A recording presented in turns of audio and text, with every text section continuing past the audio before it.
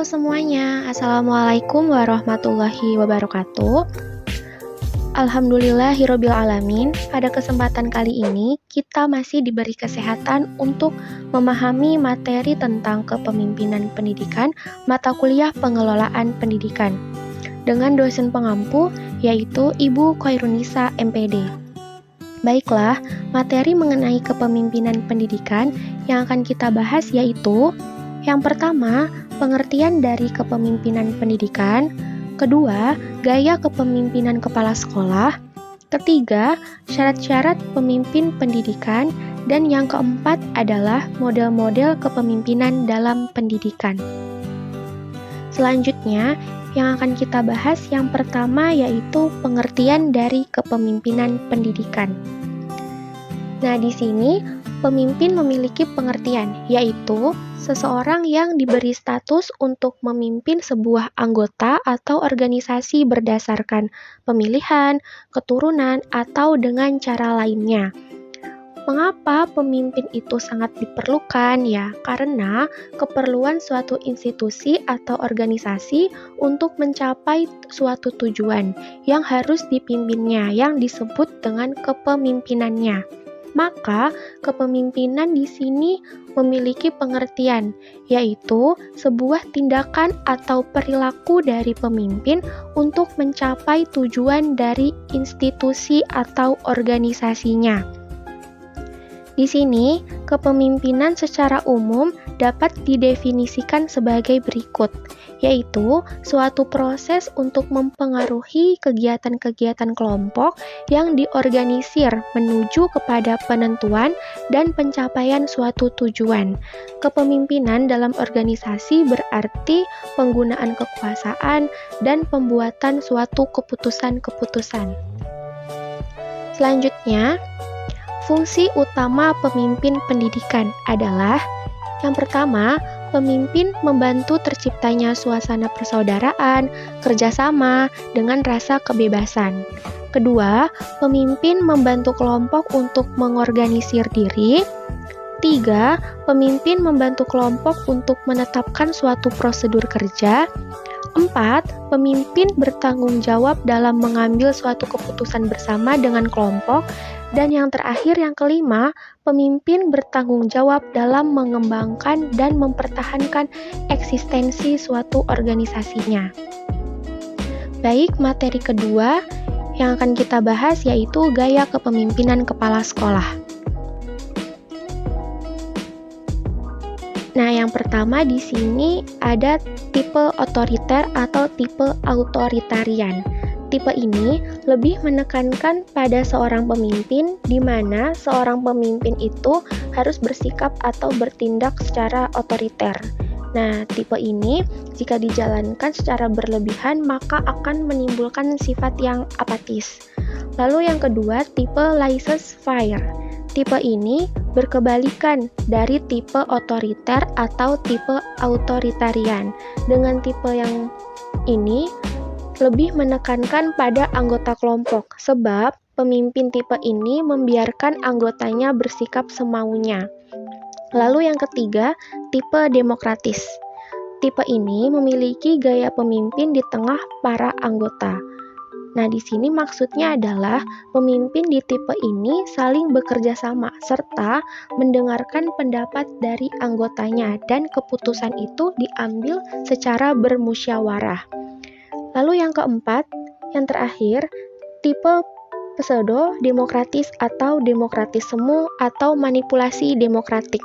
Tipe ini terlihat sama dengan tipe demokrasi, ya, tetapi tipe ini berjalan secara otoriter dalam mengambil suatu keputusan, serta dilakukan dengan musyawarah. Namun, keputusan akhirnya tetap dipegang oleh sang pemimpin. 3. Syarat-syarat pemimpin pendidikan. Nah, berikut adalah syarat-syarat yang harus dimiliki oleh seorang pemimpin di pendidikan. Syarat-syarat yang harus dimiliki oleh pemimpin pendidikan antara lain, yang pertama, dia harus rendah hati dan sederhana. Yang kedua, dia harus bersifat suka menolong. Nomor 3, sabar dan memiliki kestabilan emosi.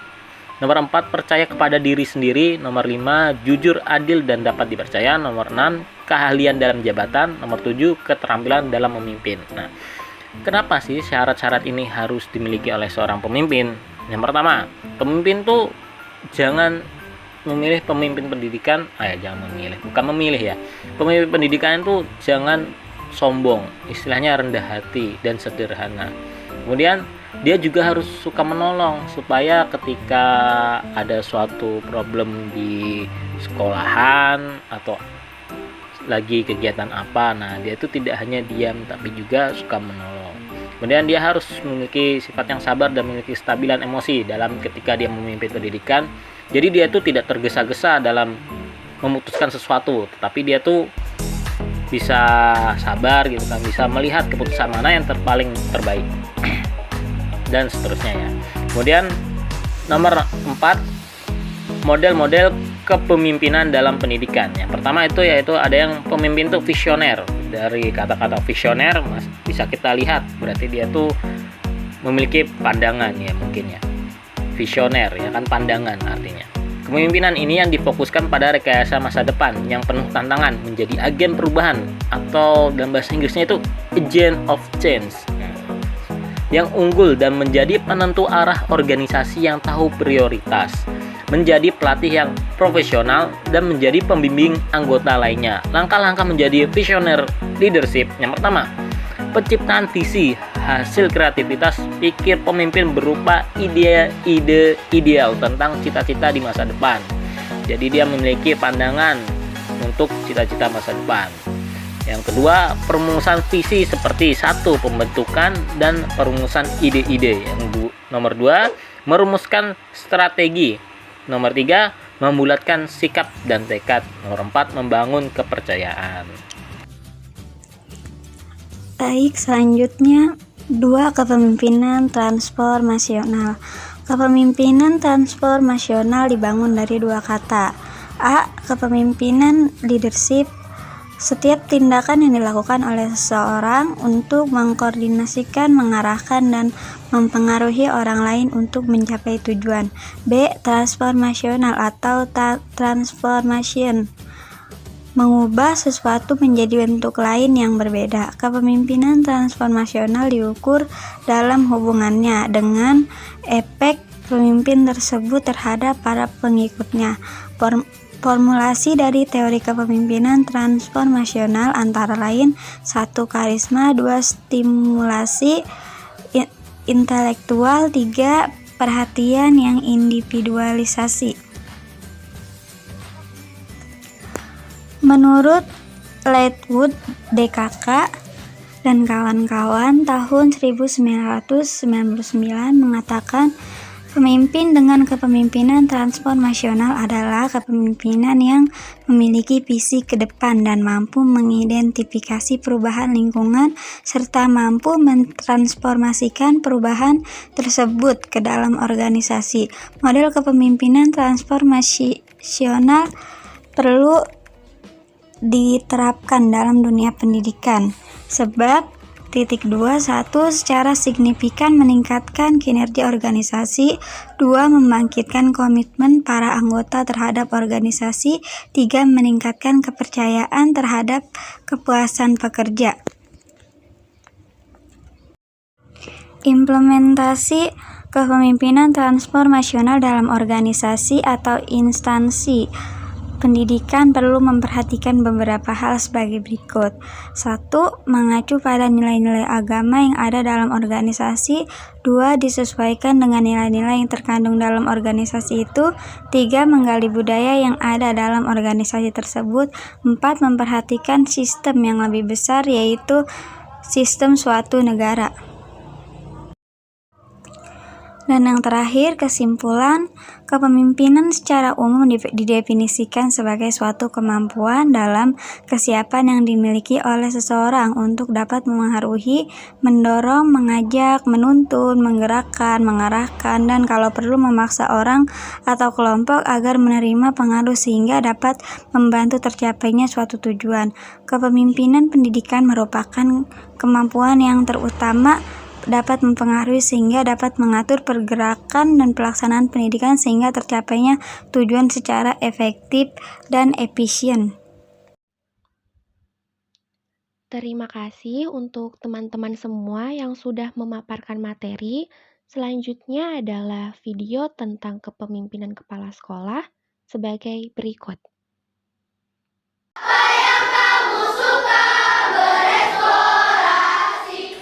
Kepala sekolah adalah sosok penting dalam pengembangan pendidikan di sekolahnya. Keberhasilan pelaksanaan pembelajaran aktif di sekolah dapat terjadi sebagai salah satu akibat dari kepemimpinan kepala sekolah yang baik. Dukungan dan komitmen kepala sekolah untuk memenuhi kebutuhan pembelajaran aktif membuat para guru termotivasi dan berkomitmen untuk menerapkan pembelajaran aktif di kelas. Dampaknya, pembelajaran aktif terjadi di semua kelas. Budaya baca berkembang pesat dan prestasi belajar siswa meningkat. Setelah guru dilatih oleh USAID, langkah awal yang saya ambil adalah memastikan keseriusan guru di dalam mengikuti pelatihan tersebut. Gunanya untuk bisa memberikan ilmu kepada teman-temannya yang ada di sekolah. Hendaknya kita jadikan sebagai pemodel nantinya, dan mereka kita ajak studi banding ke sekolah-sekolah yang sudah dianggap berhasil. Kemudian kita menyediakan buku-buku bacaan yang berkenaan dengan pembelajaran aktif. Dan juga kita ikutkan peran serta orang tua untuk melakukan yang terbaik untuk sekolah ini. Supervisi dan pendampingan yang saya lakukan, yang pertama sekali membimbing guru untuk melengkapkan ADM-nya, dan kemudian mengarahkan mereka, mendampingi mereka pada saat mereka menyampaikan materi kepada anak-anak, serta memotivasi mereka agar mereka melakukan yang terbaik buat anak. Dan saya memberikan reward kepada mereka. Selanjutnya saya analisis apa yang telah dilakukan oleh guru. Dan yang terakhir, saya berikan kesempatan untuk para guru saya untuk mengikuti pelatihan.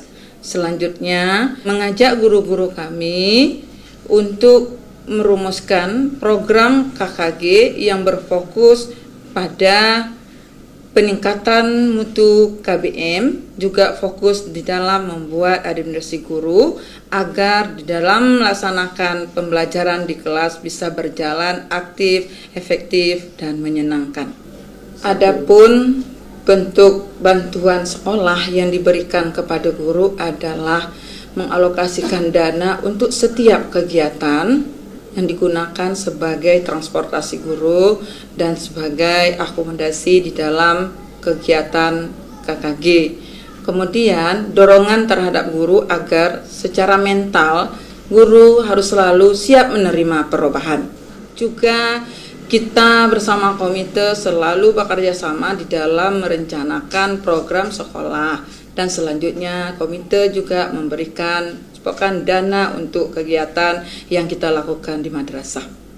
Selanjutnya, guru saling bekerja sama di dalam kelas, sharing pengalaman untuk menciptakan kondisi kelas yang aktif. Dampak terhadap pembelajaran yang pertama sekali adalah guru mengajar secara aktif, kemudian menggunakan alat peraga yang sesuai dengan materi yang diajarkan. Juga guru sering duduk bersama untuk membicarakan kendala-kendala yang didapatkan di dalam kelas. Untuk mencari solusinya, mereka banyak menggunakan dan membaca buku-buku yang berkaitan dengan bahan ajar yang diajarkan oleh guru tersebut.